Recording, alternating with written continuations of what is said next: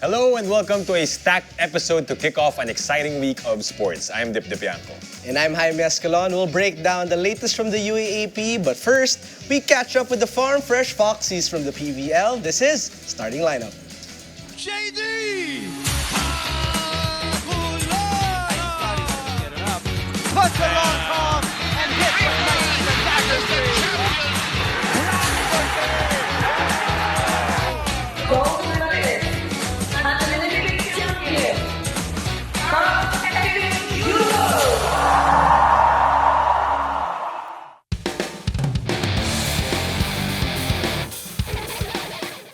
One of the most exciting high flyers in the heart of volleyball joins us live here on set. Let's welcome Trisha Tubu of the Farm Fresh Foxies. Trisha, thank you for making time. Thank you for being here on Starting Lineup. First of all, belated happy birthday. Yes. At we're so happy na after ng sunod-sunod na tournaments ay nakapagpahinga ka ng saglit. Kwentuhan mo naman kami how it was after that game last Saturday. Umuwi ka muna saglit, di ba, sa province? Yes po. Just a short celebration. Yes po, after po nung game namin sa PLDT nung last Saturday, umuwi pa ako ng province para nakapag-celebrate po Sa with Tarlac. my... Yes Yeah. po, sa Tarlac. With my family po. Then, bumalik din po kasi may training din tomorrow. Hirap nung ganun, no? Pang the life of a professional volleyball player. But it's nice that you got to celebrate Yes, with your actually, family. yun po yung first kong uwi. Last December pa po yung last. Oh, been a while. Yeah. And kailangan din magpahinga kasi big game on Friday, Halloween Day Yes, versus Chocomucho. But I think there's a lot to celebrate, Trisha, kasi I covered your game versus Signal. And sabi mo nga, this is our best start. Sabi mo sa post-game interview. Yes po. 3-0 under, Coach Lodi, and then having a reinforcement like Ellie na pinag-usapan nga natin. Were you kind of confident na, kaya namin mag 3-0, yung first impression mo kay Ellie na pumasok siya, sabi mo ba na, wow, ang galing talaga niya? Actually po sa totoo lang, nung first pong dating niya sa amin, hindi ko expect na ganun yung lalaroin niya. Kasi parang nilalaro-laro niya lang kami sa ganun. Then nagulat po kami nung nag-tune up kami na, wow, ganito pala siya talaga maglaro na talagang seryoso siya. Tapos kahit saang area siya, wala siyang pinipiling mga sets. Sabi ko, mukhang maganda yung lalaroin namin sa reinforce. Pero never ko pong in-expect na magiging ganito kakaganda yung start namin. Although si Coach Lodi parang may idea of how she is, di ba? Nabanggit mo, how old did she start playing as a reinforcement in other countries, itong si Ellie? Coach Lodi po, sabi niya, 18 pa lang siya, nasusubaybayan niya na si Ellie. Yeah. So ever since talagang sanay siya maglaro sa iba't ibang bansa. Yes po. Okay, so talagang built for playing abroad itong si Yes, Ellie po. Urso, and she is showing it, of course, with you guys. But how has the chemistry been aside from her? Siyempre, meron ka rin mga veterans na kasama ngayon. Sila Rachel Andakis, of course, sila Ces Molina who just came in. Kwentuhan mo kami with Rad, how she has helped you guys in terms of leadership, yung kanyang pagiging veterana. Actually po nung wala pa si na Ate Rachel, talagang syempre mga bata kami lahat. Hindi namin masyadong kabisado kung paano yung talagang laruan dito sa pro. Then nung pagdating nila talagang inisa-isa niya kami na kamusta ka, anong feeling, mga ganong bagay. Then yan, unti-unti, nag-a-add siya ng mga learning sa amin na talagang, ganito pala dapat na sa mga gantong sitwasyon, ganito pala dapat gawin mo. Sobrang laking tulong niya. Una-una yun nga kay Ate Rad kasi yung level of experience niya din outside and inside nga ng volleyball. Talagang napakalaking tulong sa amin. Kasi yung leadership niya pa lang solve ka na. Yeah. Paano ka lang niya kausapin. Then, iba pa yung sa court na talagang yung level of IQ niya sa paglalaro. Hindi mo kailangan power. Yung lagi niya rin sinasabi sa amin, kailangan mo ng diskarte palagi. Tapos yun, talagang sarap sa feeling kasi andyan siya. Yeah. Did you feel na nabawasan yung pressure sa'yo? Na nabawasan yung pressure, it allowed yourself to grow? Kasi kanina ba nagbibiroan tayo na start pa lang ng Farm Fresh, pioneer ka, nandyan ka Yes. na. You've been through the lows, now you're going through the highs, but personally for you in that journey, medyo na-feel mo din na with Rad coming in, okay, I can grow now also na with less pressure. May mga times po na yun, naiisip ko na although dyan na may mga kasama ko na tutulong sa akin, pero syempre iba pa rin yung tulong ng veteran talaga.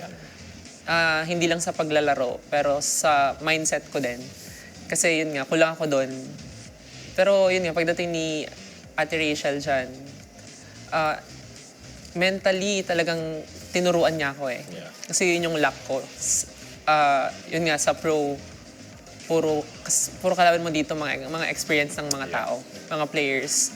Yun yung kulang sa akin. So, by yung part na nilalagay sa akin ni Ate Rachel na dapat ganito, dapat ganyan, yung pressure talaga nabawasan kasi unang-una dati iniisip ko na pag na-block ako, paano na yung team ko? Mga ganung bagay. Pero sabi niya, normal lang yan. Yeah. Normal din na maramdaman mo yan. So, hindi mo pwedeng takasan yung mga ganyang bagay. Pero, yan talaga yung yung way, sabi niya ganun, para matuto ka. Yeah. Kailangan mo malampasan, kailangan nung mapagdaanan yung mga yan, then malalampasan mo yan. And yun yung start ng pag-grow mo. And proof of that growth ay 3-time best opposite spiker lang naman itong kasama natin ngayon, Jaime. It started last year in the Reinforced Conference 2024. Tapos yung pangalawang award mo, nakuha mo ng All-Filipino. And then, on tour, sunod-sunod. So can you tell us about receiving all those awards na 3 in a row? I'm sure the first one was a surprise and then the second and third, ano yung mga naramdaman mo during those times? Actually, nung unang award ko, nung Reinforce, wala pa akong ka-idea. Kasi never akong tumitingin sa stats. Kasi ugali ko rin yung ma-pressure. Tapos mawala sa focus pag tingin ako ng tingin sa mga ganon. Pero yun nga, nag-message yung manager namin. Sabi niya, Tubes, punta ka sa awarding. Meron kang award. Ano pong award? Actually, hindi niya sinabing award. Punta Sabi ka niya, lang. punta ka sa game. Sabi niya ganon. Tapos, bakit po? Sabi ko, may award ka? Talaga po ba? Sure po ba kayo dyan? Sabi na pa ako, shock talaga ako. Tapos tinitignan ko yung award nung pagkakuha ko. Deserve ko ba talaga to? Mga ganon. Tapos, nagbasa ako ng mga comments sa post. Sabi na, deserve ko daw. Yes, ganon. lahat yes. Pero diba? ako, Positive yan. Ako hindi ko feel kasi parang kulang pa. Ganon, kulang talaga. Tapos, sumunod na yung All-Filipino, sabi ko, kailangan kong patunayan na deserve ko yung award nung Reinforce. Then, nagtrabaho. Then, nag-message na naman yung manager namin na, tapos may award ka ulit. So, yung ganun. Ako, Mas naniwala ka na nito. Hindi, shock pa din. Kasi, seryoso ba? So, kasi nga, hindi ako tumitingin sa stats. Yeah.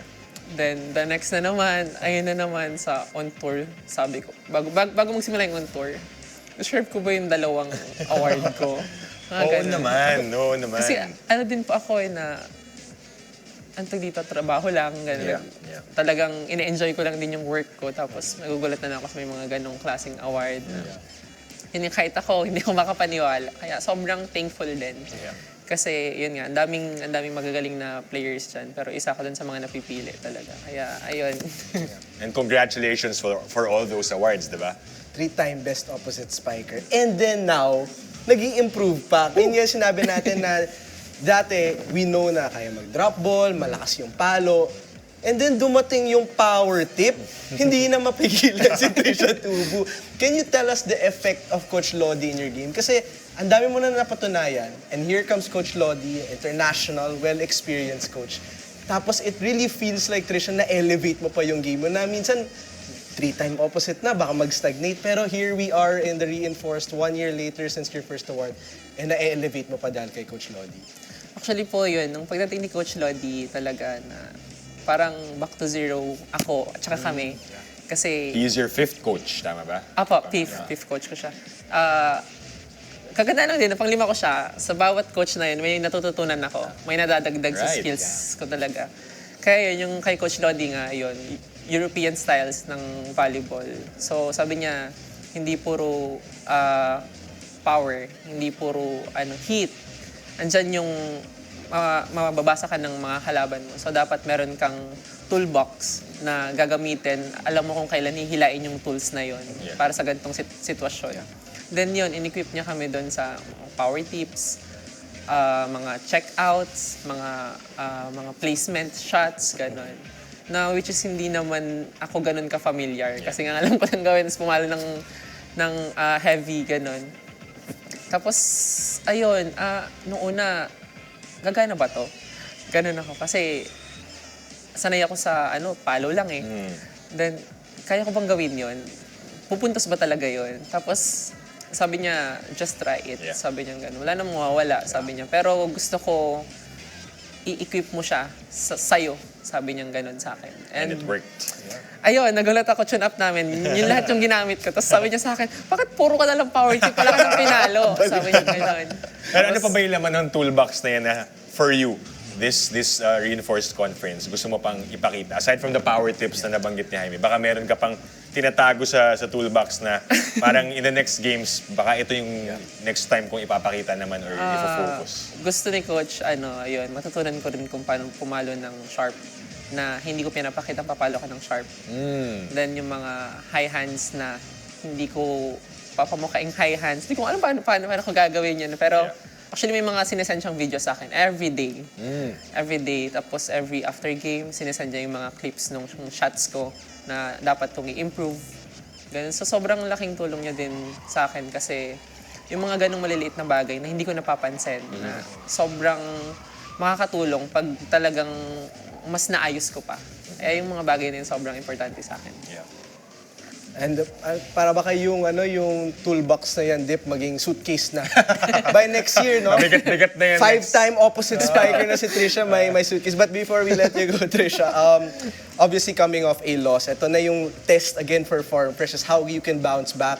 What's next versus Choco Mucho? Because that is a big game versus a team that's hungry. Ano yung gusto nyo i-adjust from what you learned from that last game versus PNP?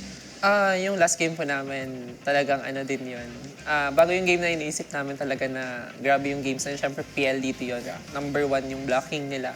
So dun talaga na-challenge yung mga toolbox namin kung paano namin magagamit sa kanila. Medyo yun nga, kinapos. Pero ang dami din namin natutunan doon unang-una yun nga na hindi namin pwedeng basta-basta gamitin na lang yung mga tools na yun. Yeah. Alam namin, kailangan namin malaman when gagamitin yung mga tools na yon, then sa namin din siguro communication.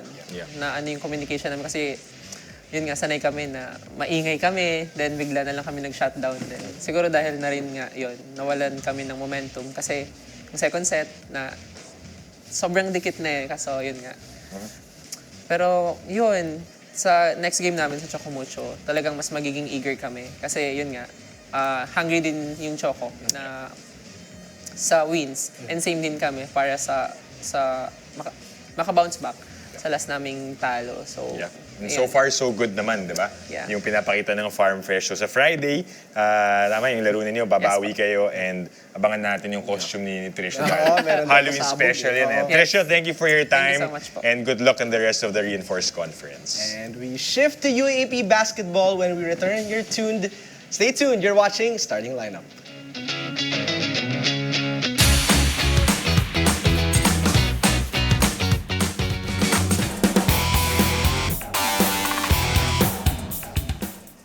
Welcome back to Starting Lineup. A lot of action happened over the weekend, so we've got basketball analyst Jed Colonia to break down the men's action. Hey, Coach Jed, how are you? I'm really good. Long time. Long time. Parang everyday na nga tayo nagkikita, Jed. Pero let's talk about the first game, Adamson versus UE. I saw you watching that. I was yeah. able to cover that game, but Adamson's 3-game winning streak, it's not really talked about much, Yeah. but they are back in the Final Four picture.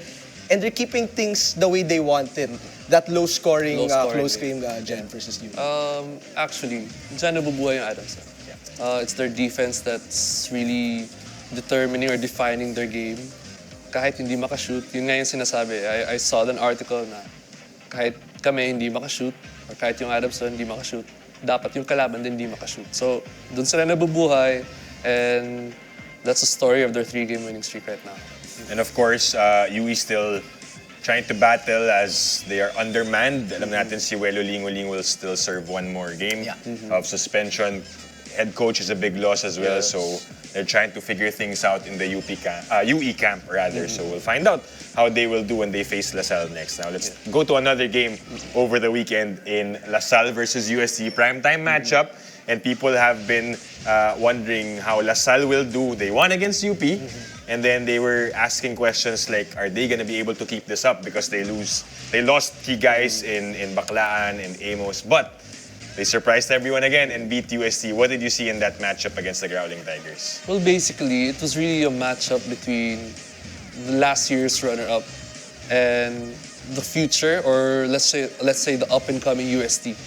Well, I've seen na kaya naman pala talaga ng Lasal, regardless of na nawala si Baklan and si Amos due to their injuries. Prayers up to them. But it's the emergence again of their old system, or how they played last year without them, or with the rest of the old guys na they really stepped up. And especially si JC Macalalag, when all defense of the USC Tigers were focused on Jacob Cortez, Mike Phillips, and Macalalag was there to space the floor out and hit those shots for Lasal. I think it got better when he removed this mask, no? Parang biglang uminit bigla si JC Macalalag eh. Yeah, but really important player. But what about UST? Because they're catching struggles lately. What counter adjustments does UST need to do here? Because we always talk about this, you don't want the team to peak too fast, Yeah. right? Yeah. How can they make sure, okay, we haven't reached that point yet, how can we readjust here for UST? Well, they just have to keep playing how they're playing right now. Go to their key guys. Okoe is there. Cabanero is there. Jello Crisostomo is getting the minutes and the playing style that he wants. He can now space the floor, and a remarkable shooting percentage from outside. But, you have to stick, or you have to trust also, or you have to get guys going like Fortsky and Paranada, who were kind of struggling in the past 2 games on which they lost. 1 out of 9, 1 out of 8, and not really activity or no points that much from the 3-point arc. Of course, these two guys are facilitators as well, talking about Padrigao and Paranada, but you want to see them score more, is what you're Yes, I saying. want to see them score more because they can create. Yeah. It's shown in the game. No? Nag-8 assists, nag-4 assists, and that's really high for point guards. But siguro to ease out and to balance more the UST scoring load, para defense will be more of confused and questioning on who to stop more. Yeah. Well, Jed, you and Dip, parang na-miss nyo kasi yung isa't isa. Oh, Kasi wala pang 24 hours. Wala pa 24 ba? hours. NU versus Ateneo yung last nyo kinover. That was yesterday. So let's talk about that game. Then maybe you can chime in as well, because yet again we saw Jake Figueroa in MVP caliber. 17 points, 15 rebounds. Would you say, Jed, that this NU team, they kind of agreed to improve individually, to be at their best with PJ Palacielo, so they can improve collectively, which is exactly what we are seeing. Yes, for sure, for sure. Lahat naman siguro ng teams, they welcome individual improvement. While doing so, their individual improvement helps the team collectively.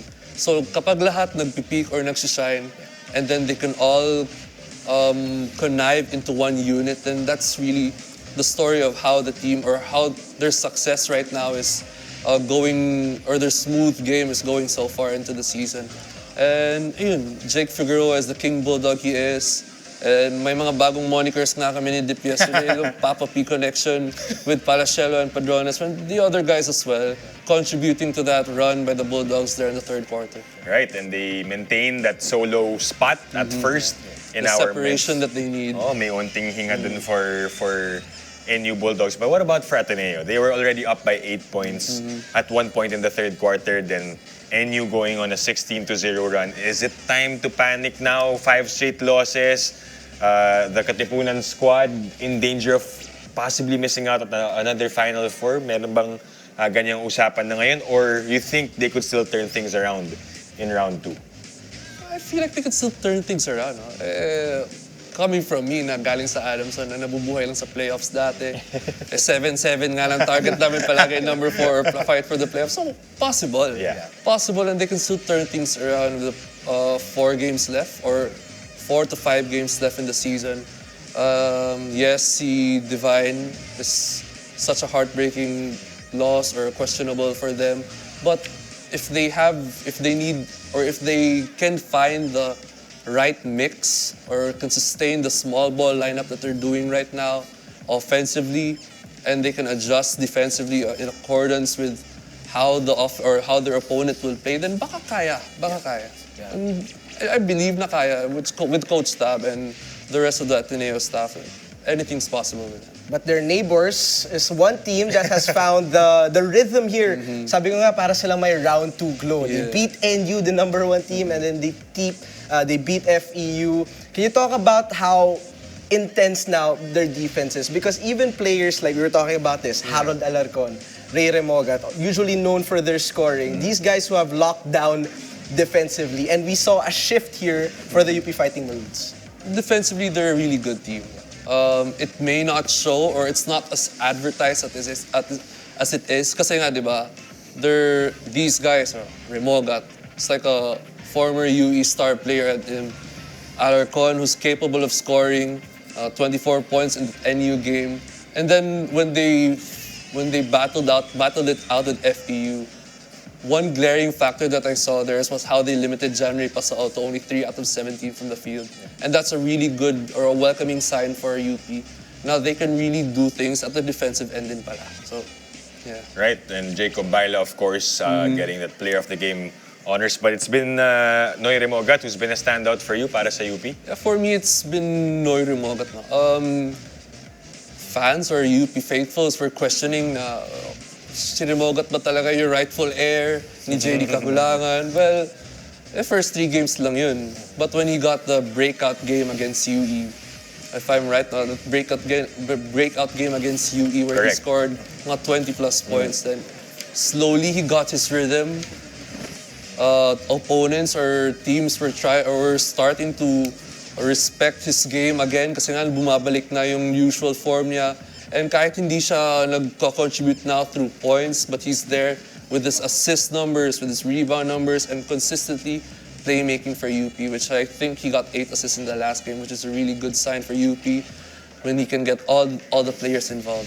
So things pointing towards the right direction for Yes. for UP Diliman after yung unting panic sa simula nung season, but we're ready for more of the season 88 men's basketball. Thanks, Coach Jed, You're welcome. for dropping by and helping us Thank talk you, about thank you as well. first week pa lang ng round 2, guys. Yes. Mahaba-haba pa to. Mahaba pa. All right, so you'll be back soon. Thank you, Coach Jed.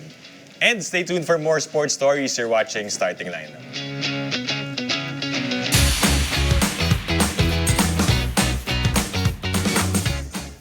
Welcome back to Starting Lineup. The UAAP has a new home for the future, and correspondent Mix Gomez was on site at the historic groundbreaking ceremony. Let's watch this.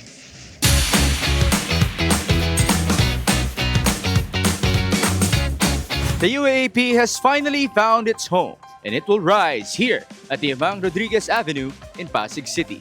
To celebrate this milestone, we are here at the groundbreaking ceremony of the home of the UAAP.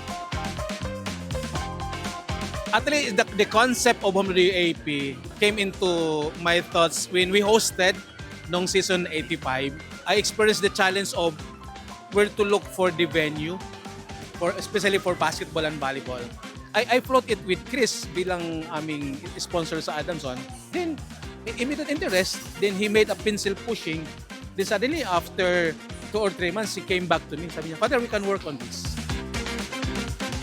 What's good about the time that we are in, it's now there's so much resources in terms of design and all of these things. So we're excited because all the companies that were put together to work on this are all top notch. What we said a while ago that the home of the UAP is going to be a legacy project of ours, and we consider it as a home. So si Akari, our vision was to be able to illuminate the homes of the Filipino, and also for Athletica Asia, now we want to illuminate the student athletes, for them to give them a home, for them to, nurture, for them to grow, and, just for a space, just specifically for them. You think of the experience from leaving your home to getting back to your home as the complete experience through a sporting event. And that's what we try to do with the facilities that we have and the different features that we have. It's very, very unique, but at the same time, we want to push sporting experience and entertainment experience here in the Philippines, not just put up a venue where we try to fill people in just because there are seats.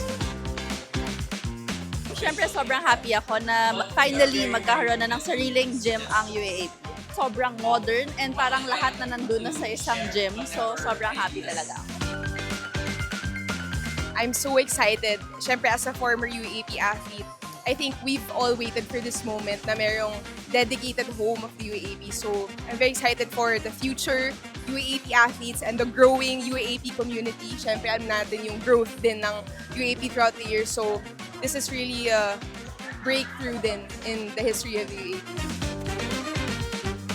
In 2 years, the UAAP Arena will be ready to house 8,000 fans and the best collegiate athletes in the country. This has been Migs Gomez, and welcome home, UAAP.